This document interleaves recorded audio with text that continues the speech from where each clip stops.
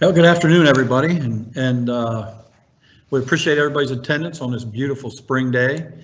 Good news for the ADs out there is it doesn't look like you're going to be canceling a baseball, softball game today, and getting additional umpires and those type of things. So we want to begin just talking about membership fees and going through our story here on where we're at and what our plan will be moving forward. And so we talk about our financial goal. Our goal here has been to establish a 1, a 3, and a 5-year financial plan that sets goals and targets, ensuring long-term strength to the organization. And then obviously, when we talk about fees or dues or anything like that, we want to share in the financial success of the organization. And so to do that, we're going to set up a financial committee that's made up of Dr. Kiehl will lead that here in our office, along with myself will be involved, but some internal folks as well as external folks out there. So there'll be a school treasurer as an example, somebody from a banker out there that's not even associated with a school, and get as many eyes and ears on this thing as we can as we move forward to gain some financial strength in our organization. And one of the things, as I mentioned a few seconds ago, we want to be transparent. So what I've asked Kim to do and our group here is after every season, we'll be out through a virtual meeting like this, going over our financials from that sports season. So starting with the winter here, as soon as we get our finances complete for the winter season, we'll be right out to you and going through our expenses and our revenues and hopefully our profits as we move into this. So, Kim. Good afternoon, everyone. Thanks so much. So you can see from this graph, we tried to go back about 7 years to look at profit loss for the organization, net profit and loss of the organization. And you can see that there was some dips. We went back up, but then we started a pretty steady decline in that 2014-15 year. And we now are below the line. We've been below the line for the last 3 years. As Doug has mentioned, our goal is to get that back above the line and to get dollars put aside in the bank so that we could survive in the case of another kind of experience that we've all had in last year. So that's what we're shooting for as we go through. Okay, we have this question quite a bit. What are our revenue sources here in our organization? 10% of our revenues come from officials' dues, 10% from corporate sponsorship, and 80% from attendance.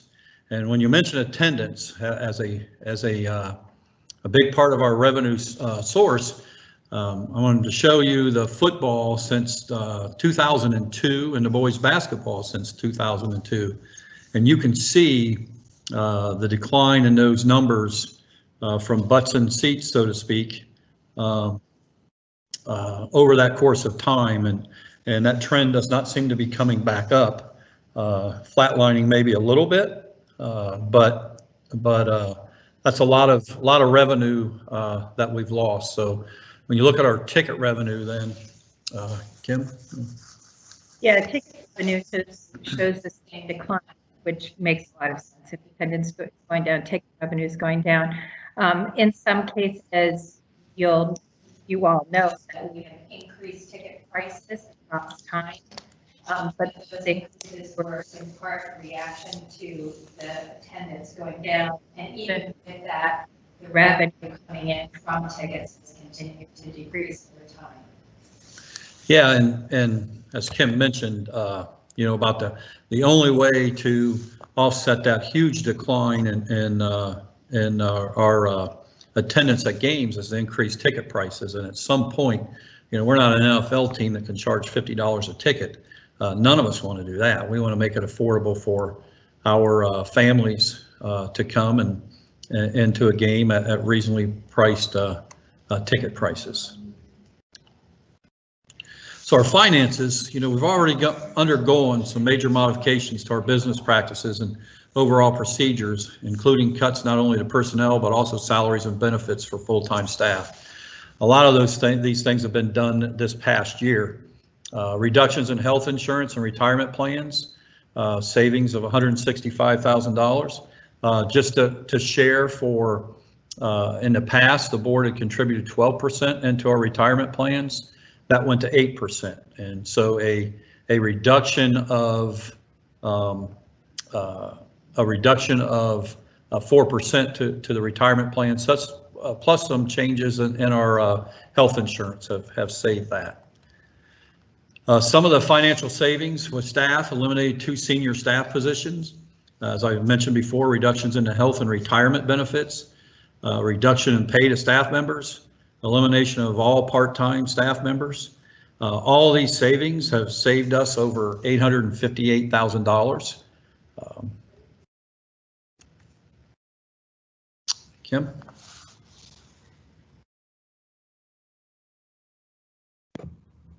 Sorry, my sound would not come back on. So we also have gone back and looked, and this really is just the chart that illustrates what Doug was just talking about in terms of salaries and wages, payroll taxes and benefits across the last 5 years. And you'll see that our total salaries and benefits at the moment is the lowest it's been since 2011. Even with increases in cost of living and things like that. We also took a look at district salaries, and you can see where we are with district salaries as well. So you'll see at the bottom where we get that $858,000 savings since 2018, and then the chart is just a visual piece that shows that. And then some of the other savings that we've done are bidding our insurance coverages. We saved over $100,000 in that. In-house printing and publications, such as our state programs, are being printed in-house now, down in our print shop, and that savings is over $156,000. And then a big one is venues, utilizing smaller, less expensive sites. And so particularly this past year, because of COVID, we've been in high schools for some of our state tournaments. An example of that might be Vandalia Butler for our volleyball this fall, which was wonderful. The kids just want to compete, and we're excited to be competing. And that venue was certainly a lot less expensive than a college or university. Moving forward, that is a big piece of what we're doing, is negotiating a little bit differently, maybe for our venues, but still putting our kids in wonderful sites and wonderful opportunities. Some other things that we've done this past year is we've secured 2 Paycheck Protection Program loans combined of over $1.1 million. I know that the paperwork's in for the forgiveness on the first one of those, which we're encouraged that we'll get some positive news in the near future. We've obtained funding through ODE for the Observer Program of $500,000.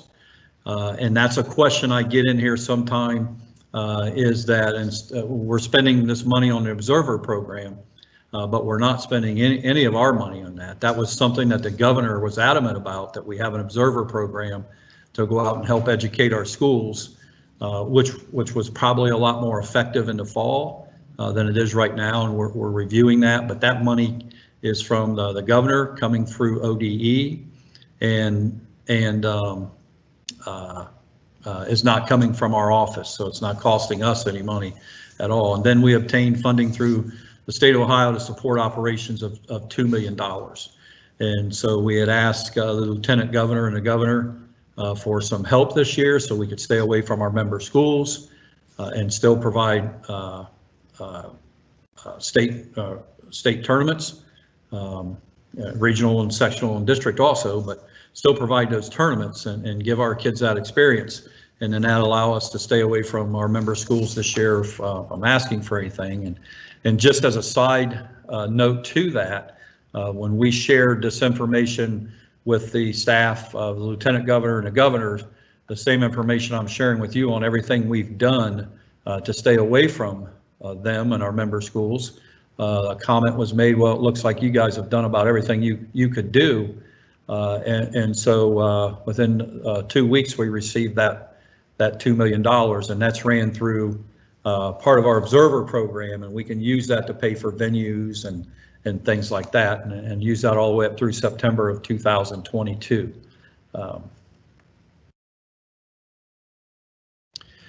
Some other financial information, we continue to expend nearly $445,000 to provide student catastrophic insurance coverage to our member schools. And then we'll continue to evaluate the possibility of instituting membership fees or dues out to our member schools. We'll have Kim go over, fees are one part of this conversation for our financial success. And if you look at the wheel in front of you that Kim will explain, it's kind of a wheel of strength, financial strength or that, but there's a lot of other possibilities beside fees that we're looking at. Yeah, so OHSAA needs to build a new financial model and business model. So this is what I call the wheel of health for OHSAA. You can see there's a number of components on this wheel that range from increasing corporate support, getting private donations, looking at things like how do we license our logo. And you'll see that membership dues are one piece of that wheel, but they're only such a small piece of this wheel. And then the plan is to work through each of these pieces of the wheel to add others as they come up, and then to build out a strategy to increase the amount of revenue coming in from a variety of sources rather than just simply relying on the tournament entry fees and tickets that we've had for so many years. So that's our plan going forward for the 5 years, and we're now building out that how do we increase it year over year, and what our strategy is going to be to do that.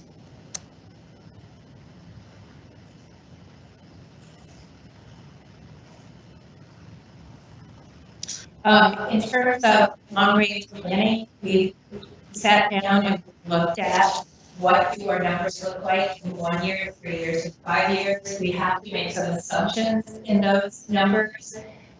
So these include a membership fee. If we were to have membership dues that are at various rates, we could look at those. Our long-range planning also needs to look at how much money we have today. It's not. So if you look at the amount of money that shows there that we have sitting in the bank now, it would only last us about 4 months of operating. A strong nonprofit should really have somewhere between 9 and 12 months operating in the bank at any given time for just this kind of a situation. But also then to help manage as you start to grow a business model. So we are looking at that long-range planning.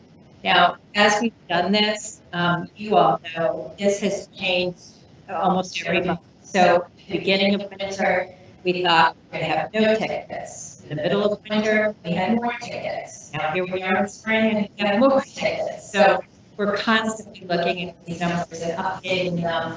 And as Doug mentioned, at the end of every season, Laura has to be doing an update to the membership about where we are financially and what that season looks like.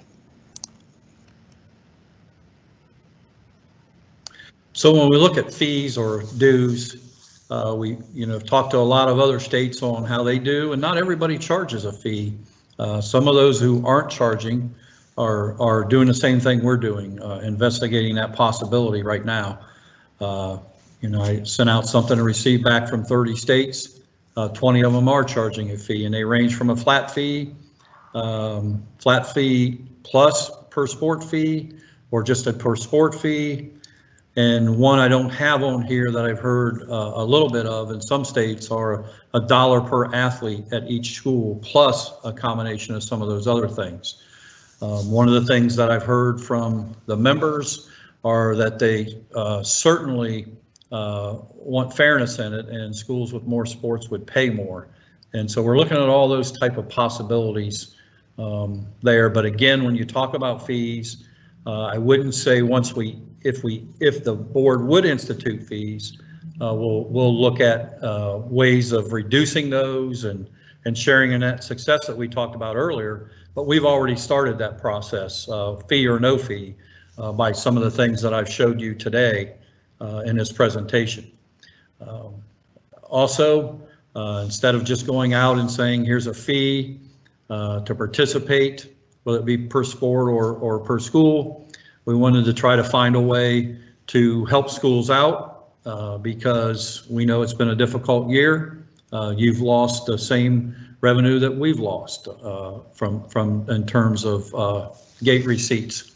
And so a few of the things that we're looking at doing is having welcome back scrimmages. And so we need to do a campaign to get our communities back out and to support our student athletes at their schools. And so we'll be working on that this summer from a statewide perspective and hopefully helping you do that from your local perspective. And this allows schools to charge admission to one scrimmage and 4 sports in football, volleyball, boys and girls basketball. So what football might look like if I already have my 2 scrimmages set up and I'm scrimmaging another school, I can split the gate with them, or I could say, I'll take the gate this year and you take it next year. That's just suggestion out there, but that is your money.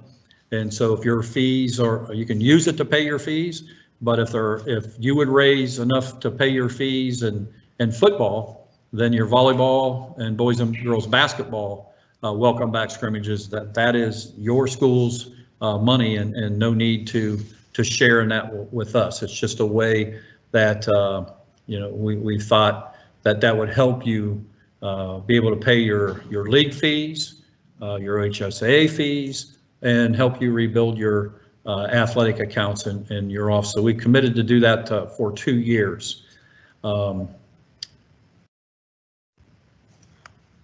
Some of the questions, the most common questions I've got this year, because we've been talking about the possibility of doing this since September, and so I've had a lot of conversation with superintendent groups, principal groups, athletic administrator groups, coaches, those type of folks since September. And a question that happens is what happens if we do nothing? And I think you saw from Kim's slide earlier, or our major source of revenue, the decline in spectators at our events. We can only do so much on the one end to offset that before you look at what happens with that negative balance that you have at the end of each year, where we look at it much like you do in your school district. You have some assumptions in your 5-year forecast. Our assumptions are what happens if we have 75% of the attendance that we had before COVID, and what happens if we have 90%, and what happens if it keeps declining. Those type of things, just as you would do in your school district with your revenue. And so for me, my opinion is that we can't afford to do nothing, or eventually we would be in major problems 3 or 4 years down the road. What amount of revenue does the OHSAA need from fees each year? That ranges from, if you were in here all year prior to receiving $2 million from the state of Ohio, that looked a little higher. What I'm waiting for right now is an analysis on winter sports, because our projections for our tournaments, we were able to increase some numbers, if you remember, with the boys district level. And so what effect did that have on our events?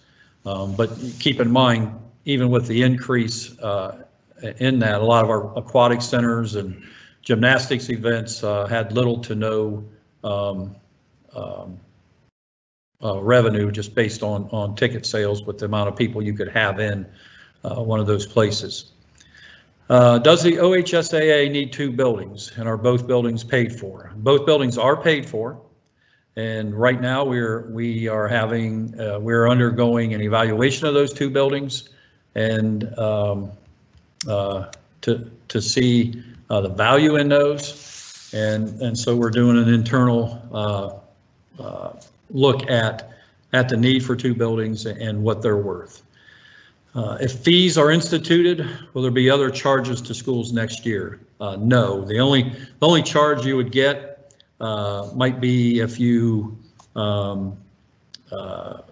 didn't attend the draw meeting, and so it might be a fine and not really a charge, or some other things such as possibly the middle school track meet, which all of you do not take part in, those type of things. But no, you will not be charged for other things. So you won't be charged a share for catastrophic insurance or anything like that. So at this time, if you have any questions, Ronald will take those, and Kim and I will do the best we can to answer them.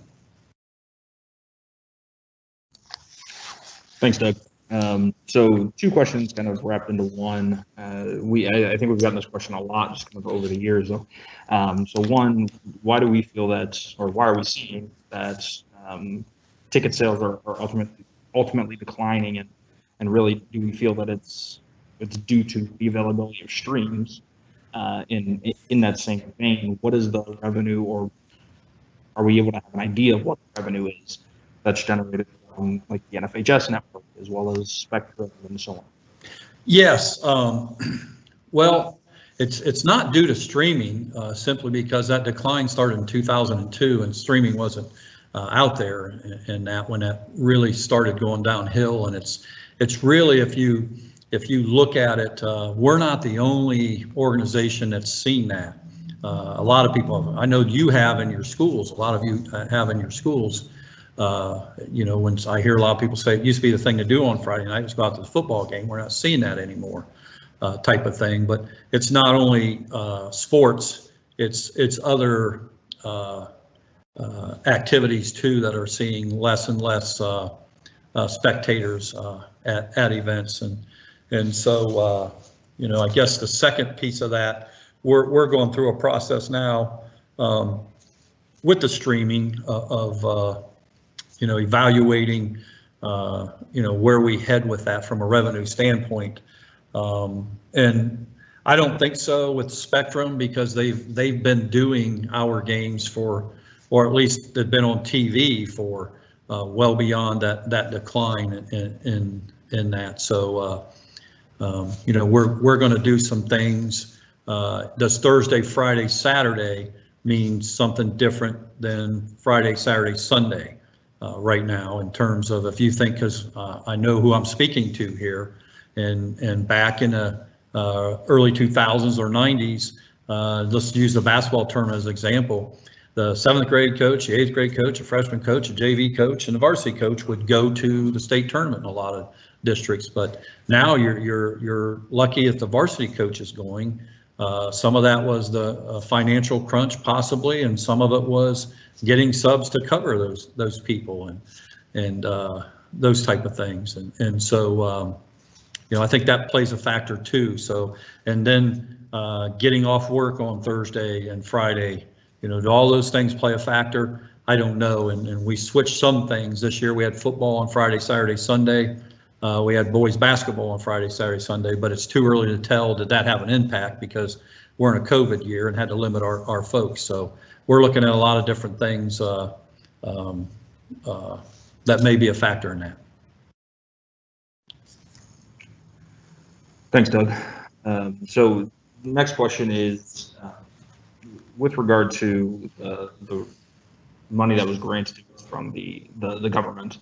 So can you kind of go over again where that $2 million is kind of being allocated right now? And then additionally, with that extra income coming in, why are we still moving towards a membership fee for the future? Yeah. Well, as you know, the PPP loans, that's for staff, can be paid for staff. And so the $2 million can help offset the cost of our venues and other related expenses to our tournaments. Is there a second part of that, Ronald? So mostly with the fact that we got that money, why are we still moving to a membership fee? specific. Right. Okay. Well, that money doesn't generate the kind of income that we're losing from our expenses, and so that money. And by the way, it's not repayable. That's money that we do not have to repay. So, and that is part of that. So maybe that keeps that fee lower, or maybe it keeps the fee off a year. That's what we're analyzing right now, and see what that $2 million has done to us from a budgetary standpoint. If you look at it, because I brought this up to the Lieutenant Governor, that just gave each one of our member schools $2,460, because that broke up that way. And so, you know, as I see it, that kept us from going out and charging fees in our tournaments moving forward this year.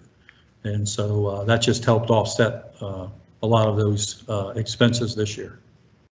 And we can use that money up through September 2022. So we're evaluating now on how we can spread that out and use that next year also.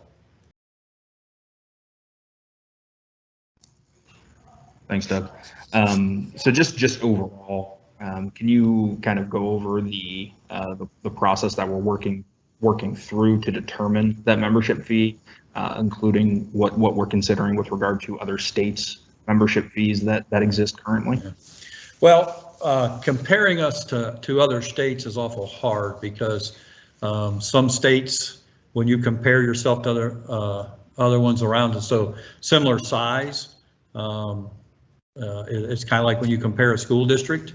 How do we compare school districts? Certainly not just by who sits beside you, but similar things like property wealth and things like that.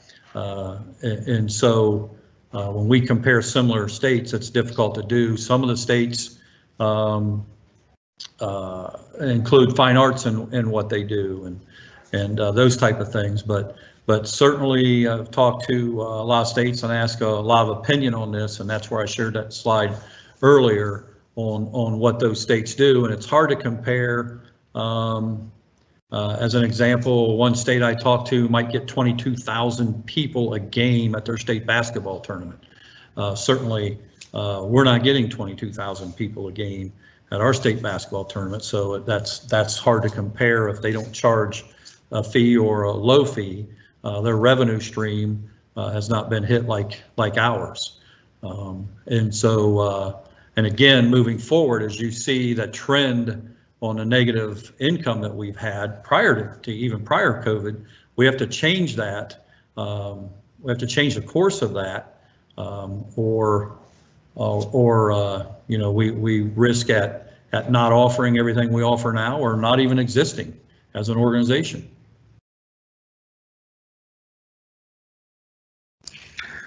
Thanks again, Doug.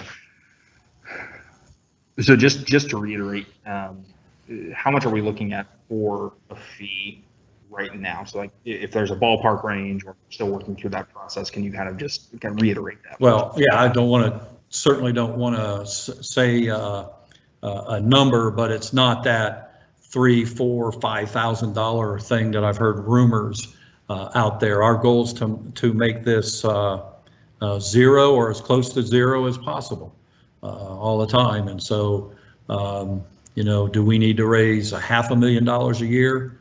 Do we need to raise $1 million a year? Those type of things. And so, just as an example, if on a couple things, if we charge $75 a sport, and we did the numbers on that, that generates a little bit over $1 million a year. $100 a sport generates $1.37 million a year. So you get an example of what a per sport fee would raise in here. And so again, I want to ease those minds, because I have had questions of people said, I heard it was going to be $5,000 a school or something like that. We've never talked about figures that high. In most cases, it'll be, you know, either less or somewhat similar to a league fee that you're paying now. And but I don't want to commit to a figure until we have more concrete numbers on this winter, which we're getting very close to.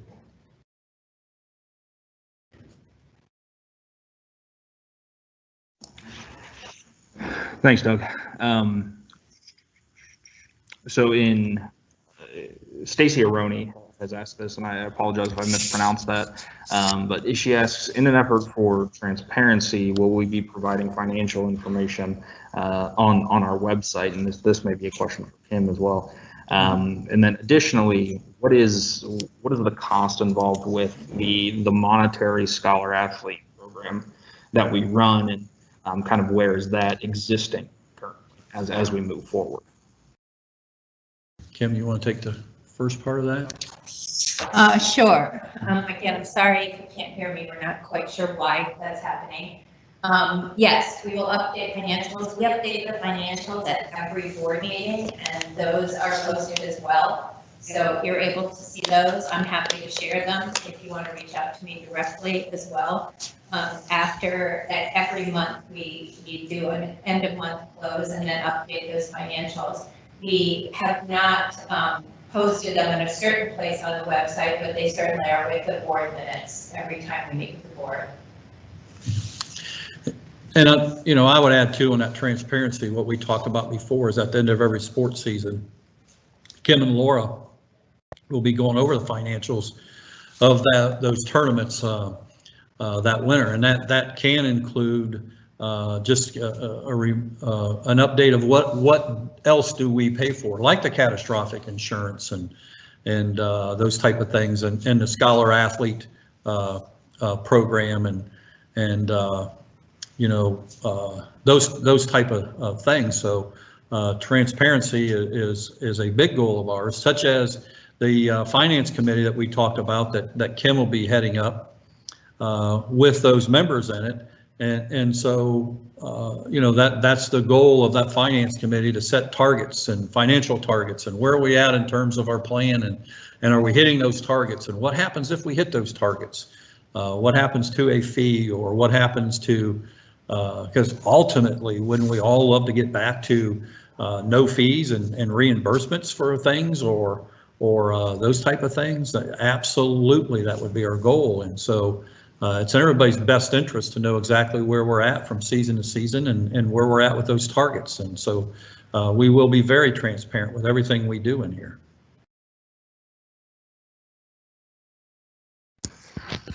Thanks, Doug. And so we'll have one more question, and we'll just finish up with this. I think it's a good way to wrap up. Can you, and if you've touched on it already, I apologize, but can you describe the timeline for when this will be ultimately decided?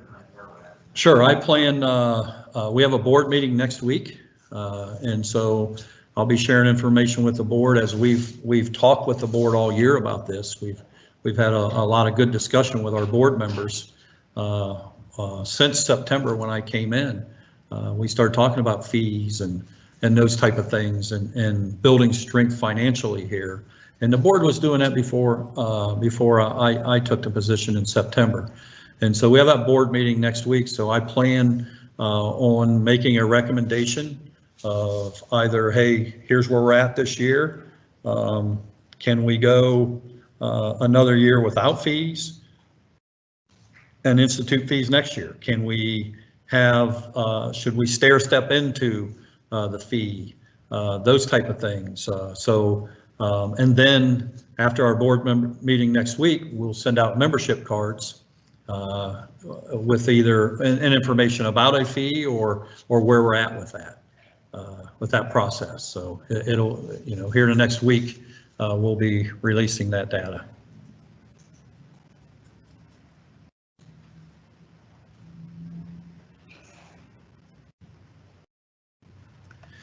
And so with that, so much appreciate what you do at your schools and in your areas. And I was on a Zoom meeting with Franklin County today, and all the state champions from the winter were on this meeting with the county commissioners, and just listen to these kids talk about their experience this winter and where they're headed and those type of things just puts a smile on your face.